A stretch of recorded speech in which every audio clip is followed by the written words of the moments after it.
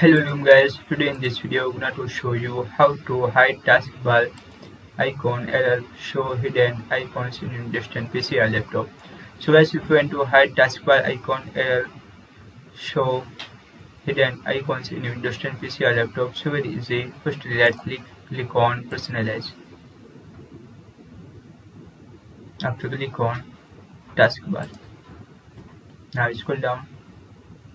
Here option select which icons appear on the taskbar.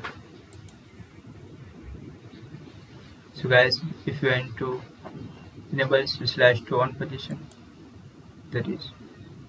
If you want to hide /2 off position, that is.